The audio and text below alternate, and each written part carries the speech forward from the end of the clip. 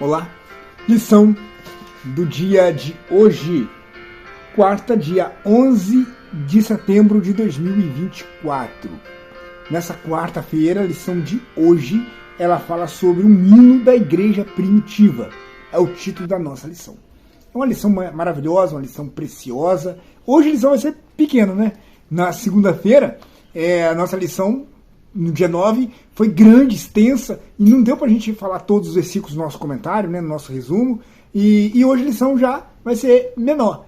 E isso vai proporcionar, então, mais tempo, né, pra gente poder estar lendo, né, todos os versículos da nossa lição de hoje.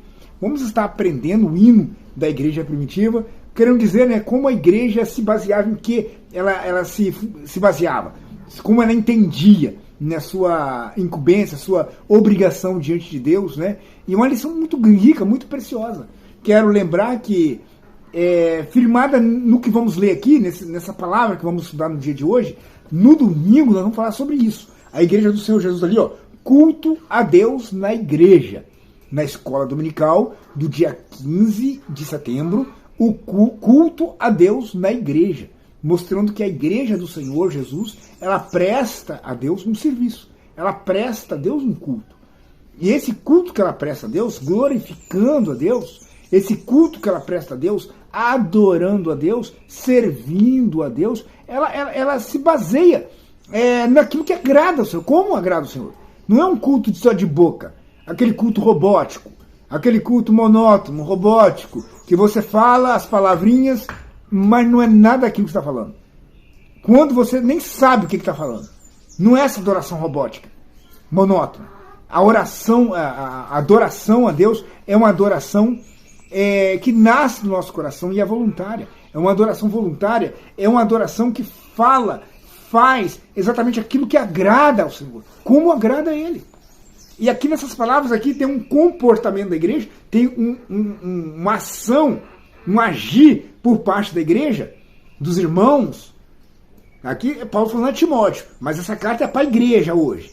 Em que devemos nos embasar, em que nós devemos acreditar e como devemos fazer as coisas. Então a nossa lição vai ser em 2 Timóteo, capítulo 2, nós vamos ler do versículo 11 até o versículo de número 13. 2 Timóteo 2, do versículo 11 ao versículo 13. E vamos ver então em que devemos também nos fundamentar, em que também devemos entender, compreender e devemos estar firmados. Em que? 2 Timóteo 2, versículo 11.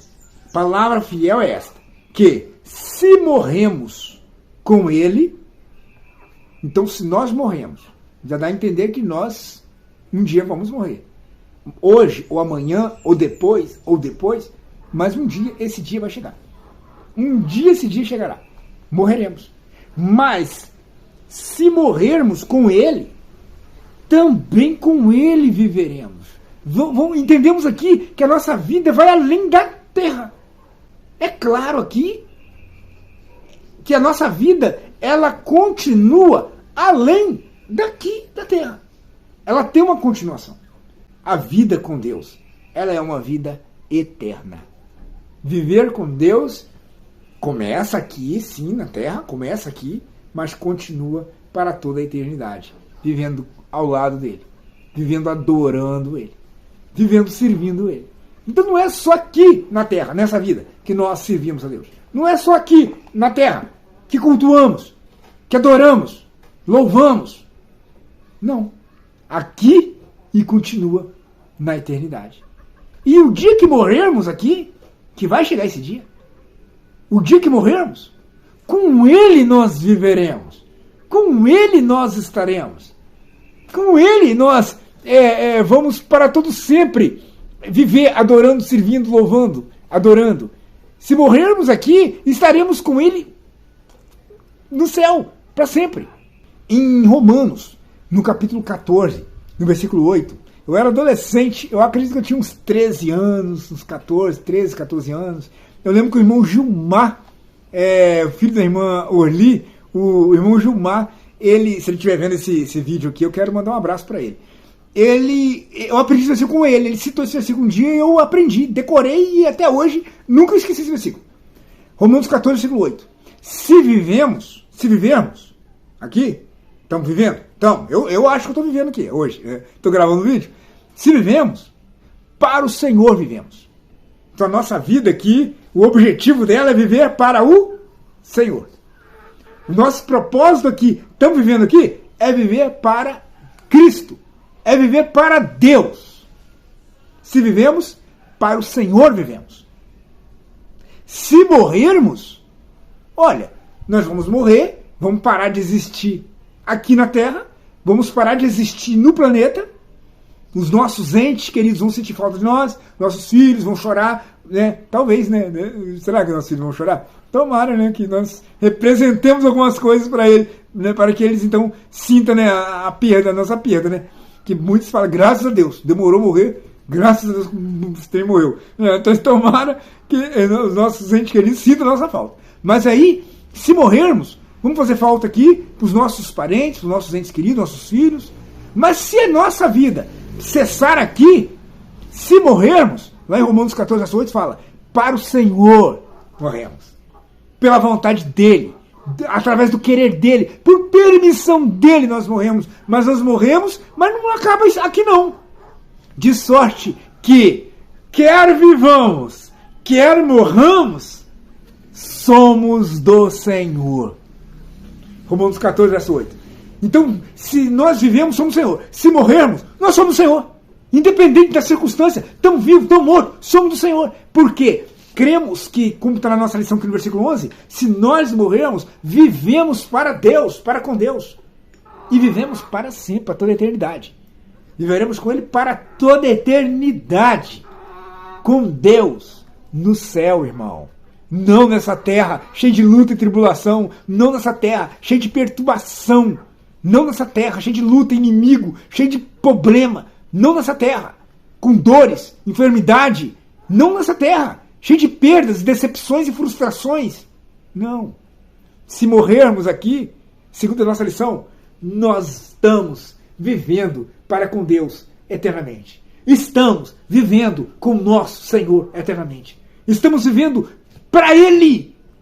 Então, se morremos para o Senhor, nós estamos com Ele.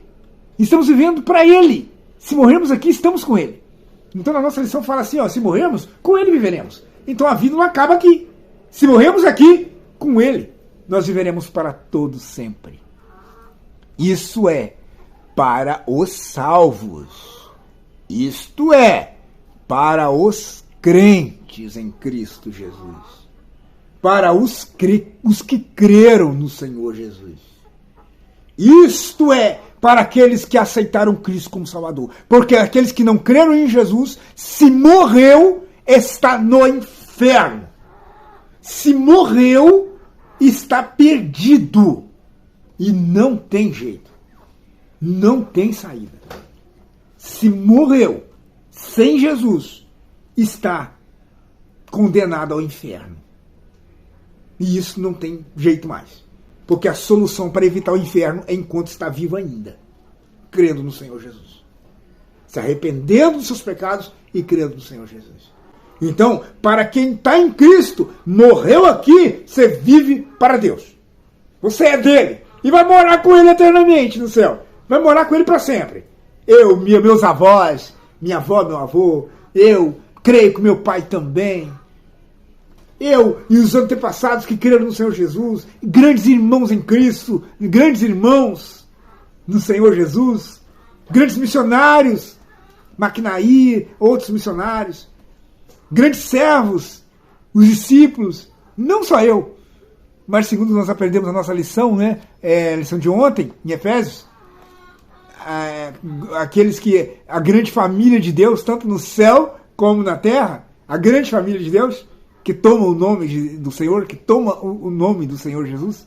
Então, nós vamos morar com Deus. Partindo daqui, estamos com Ele. Vamos continuar a nossa lição. Agora, o versículo de número 12.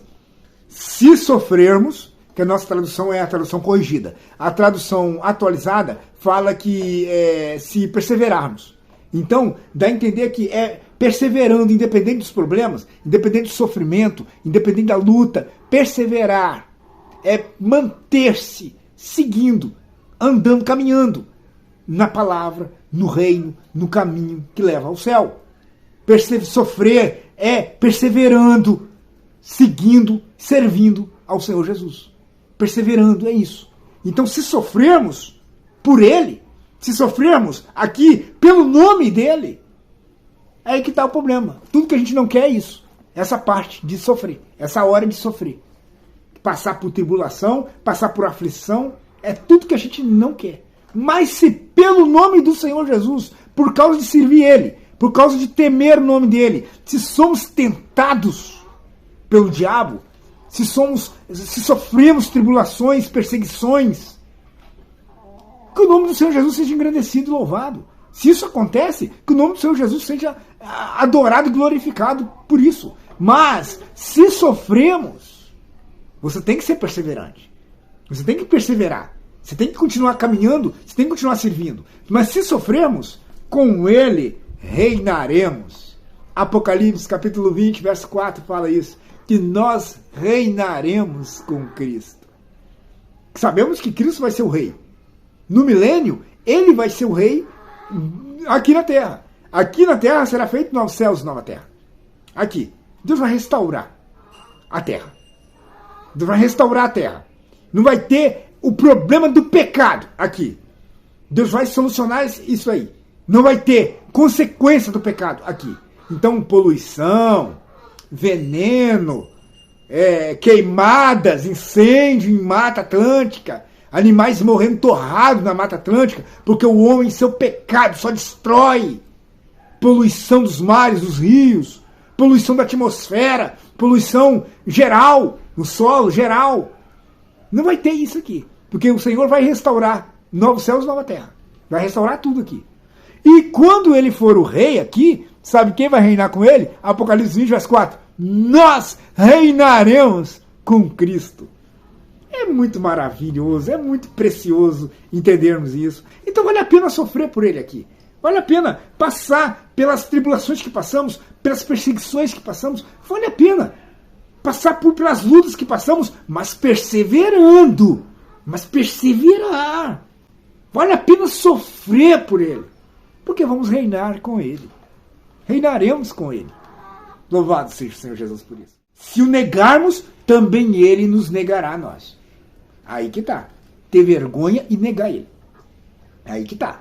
Ter vergonha e negar ele aqui na terra. E nós fazemos isso dando mau testemunho. Nós negamos ele, não é falando que, eu não conheço Jesus não, hein? Eu não sou crente não, hein? Eu não sou servo de Jesus não, hein? Não é só falando não, que a gente nega ele não. Você é crente? Não, sou não. Não é só assim que a gente nega não. Nós negamos ele às vezes com o nosso comportamento. Nós negamos ele às vezes com as nossas más obras. Com o nosso mau testemunho. Nós negamos ele às vezes fazendo coisas que não devíamos. Agindo, pecando, dando mau testemunho. Nós estamos negando ele. Aí eu quero dizer, aqui no versículo 12, se negarmos ele, se o negarmos, ele também nos negará. Aí eu lembro de Lucas, o que está escrito lá no Evangelho de Lucas, no capítulo 12, no versículo 9, que ele disse que aquele que negar ele também vai negar diante dos anjos. Eu não conheço o Júnior não, sei quem é não, conheço o Júnior não, porque aqui eu negava ele, então ele também me negará. Tá vendo? Está aqui na palavra, nossa lição de hoje. Não vamos, então, envergonhar o nome do Senhor Jesus e negá-lo, senão ele também nos negará. Continuando agora o versículo 13, para finalizar a nossa lição de hoje. Versículo 13. Se formos infiéis, olha, irmãos, se formos infiéis, por quê? Corremos esse risco. Corremos esse risco. De um momento da nossa vida, nós não permanecemos fiéis. Não permanecemos obedecendo. Não queremos mais servir ele. Não queremos mais obedecer a palavra dele. Corre-se esse risco. É aí que vem a apostasia de muitos. É aí que vem a apostasia de muitos. Quando vão, então, perder a vontade de se submeter à vontade de Deus, vão perder a vontade de se sujeitar ao querer de Deus e vão começar a ser infiéis. Não vão mais guardar a sua palavra. Não vão mais guardar a promessa. Não vão mais crer. Não vão mais obedecer. É aí que vai começar então o problema aí. A infidelidade começará aí. Mas vemos então que se o homem for infiel, se o homem não permanecer obedecendo, se ele não permanecer cumprindo ali, obedecendo, vemos que Deus continuará fiel. A fidelidade dele continua. Não é então porque o homem falha que Deus também vai falhar. Não é porque então o homem é infiel que Deus então também será infiel. Não, muito pelo contrário. O homem vacila, o homem nega, o homem é infiel. Mas Deus, o que ele prometeu, ele vai sustentar até o fim. Você pode crer, você pode mergulhar de cabeça na promessa do Senhor. Porque ele vai cumprir tudo que ele prometeu. Ele vai cumprir tudo aquilo que ele disse. Vai ser conforme ele disse. Deus, ele permanece fiel. Em Hebreus, no capítulo 10, no versículo 23, fala que é para a gente reter a confissão da nossa esperança. Porque quem prometeu é fiel. Então quem fez a promessa ao crente, quem fez a promessa à igreja, é fiel para cumprir. É fiel para cumprir. Olha que maravilha, olha que coisa preciosa. Quem prometeu é fiel e vai cumprir o que prometeu. Ele não prometeu vir nos arrebatar, nos levar para o céu? Ele não prometeu? Ele vai cumprir. Ele não prometeu nos guardar, nos proteger? Ele não prometeu? Ele vai cumprir. Ele falou que vai estar presente na nossa vida. Quando estivermos passando por momentos difíceis, quando estivermos passando por problemas, por tribulação, ele não prometeu? Está conosco. Eis que estou convosco todos os dias. Ele vai cumprir. Ele está conosco. Jamais ele vai se esquecer dessas promessas. Jamais. Tudo que ele prometeu, ele é fiel para cumprir. E isso, mesmo se o homem for infiel. Não quer dizer que porque o homem vacilou, porque o pastor escandalizou, isso não quer dizer porque alguns membros deram vexame, escândalo, que Deus vai falhar a promessa dele, não. Deus continuará fiel. E aquele que crê nele, aquele que aceitar ele como Salvador, aquele que abraçar ele, vai experimentar, sim, tudo aquilo que ele prometeu fazer um dia. Fiel é o que prometeu. E mesmo se o homem for infiel, se formos infiéis, ele permanece fiel.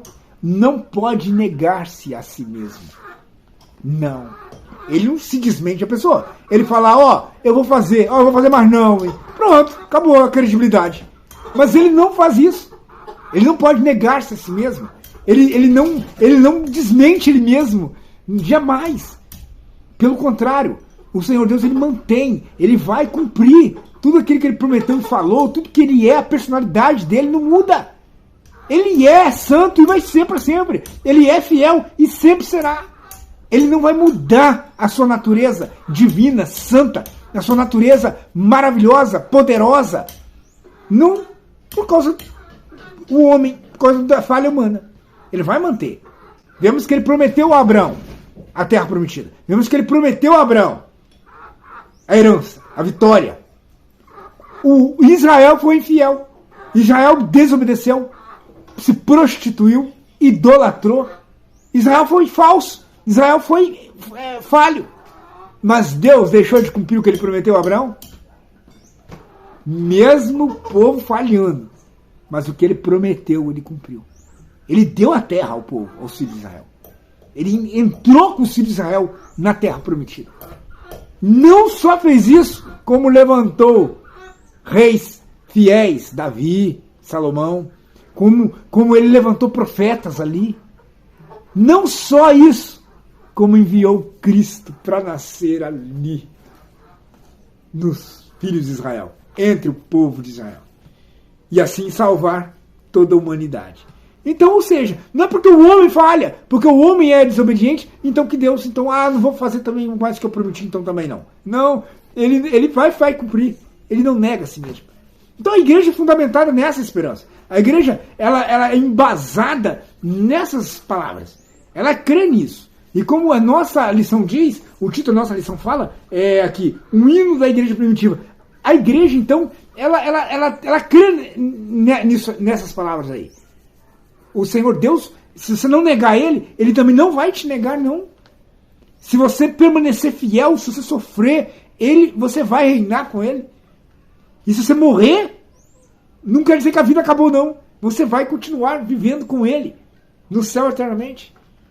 Então, irmãos, tendo essas promessas, tendo essa palavra, vamos crer.